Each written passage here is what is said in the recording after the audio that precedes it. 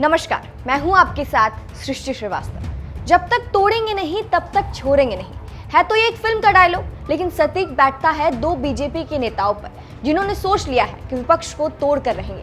हम बात कर रहे हैं बीजेपी के प्रवक्ता तजिंदर पाल सिंह बग्गा और बीजेपी सांसद बृजभूषण शरण सिंह। किसी मामले में इनका नाम आना मतलब बवाल। आज हम आपको इन्हीं दो नेताओं के बारे में बताएंगे इनके विवादों से जुड़ी कहानी। तो सबसे पहले बात तजिंदर पाल सिंह बग्गा की होगी। तजिंदर पाल सिंह बग्गा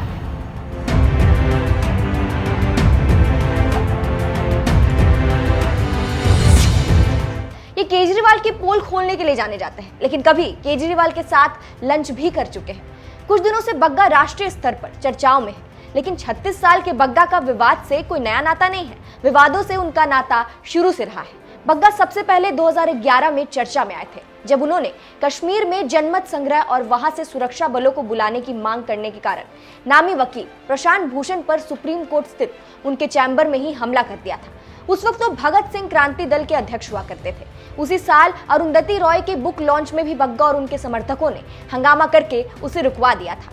इसी बीच बग्गा सोशल मीडिया पर छा गए थे। उस वक्त तक बग्गा किसी पार्टी में नहीं आए थे, मतलब बीजेपी में शामिल होने से पहले ही वो चर्चा में बने रहते थे। यही कारण था कि बीजेपी में वो शामिल हुए थे। 2014 में पार्टी के बड़े नेताओं की नजर उन पर तब पड़ी जब मणिशंकर अय्यर ने नरेंद्र मोदी के लिए चाय की दुकान की जगह से जुड़ा बयान दिया। तब बग्गा ने उसे बयान के खिलाफ कांग्रेस मुख्यालय के बाहर चाय बेचना शुरू कर दिया था।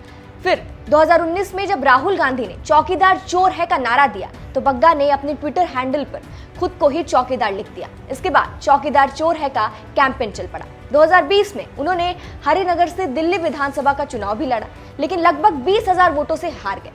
बग्गा की दो कहानियां बहुत फेमस है। जब बग्गा ने बंगाल चुनाव के वक्त ममता बनर्जी को जय श्री राम का पोस्ट कार्ड भेजा था, और दूसरा वो जब बग्गा ने राहुल गांधी को बादाम भेजा था, तंज कसते हुए। फिलहाल वो दिल्ली बीजेपी के प्रवक्ता भी है। खुद बग्गा बताते हैं कि अन्ना आंदोलन के दौरान एक आध बार तो अरविंद केजरीवाल के साथ उन्होंने लंच भी किया था, लेकिन उन्हें बीजेपी में शामिल होना था और यही मजा आ रहा था। तो कहानी तजिंदर पाल सिंह बग्गा की रही। अब अगले नंबर की चर्चा करते हैं, बृजभूषण शरण सिंह।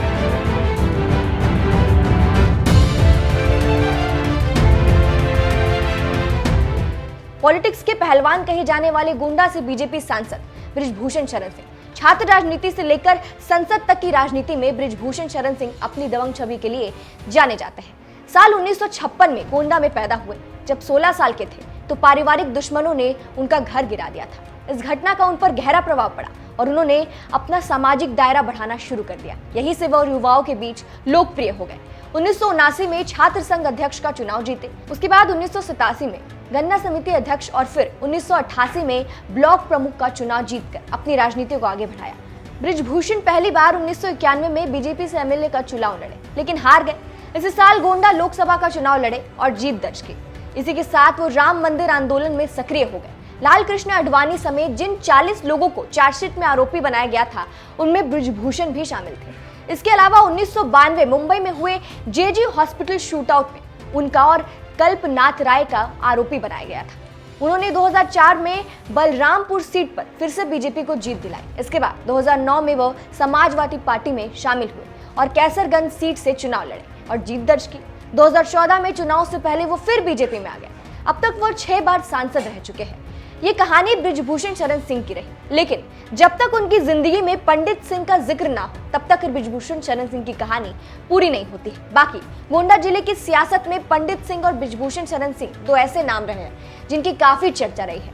इन दोनों की दुश्मनी और दोस्ती की कहानी गजब की रही है। तो ये कहानी रही बीजेपी के दो बड़े नेता, विवादित नेताओं की। इनका नाम जहां भी आता है, समझिए विवाद जरूर होगा। फिलहाल आपको कैसे लगी तजिंदर पाल सिंह बग्गा और बृजभूषण शरण सिंह की कहानी? कमेंट करके हमें जरूर बताएं। नमस्कार।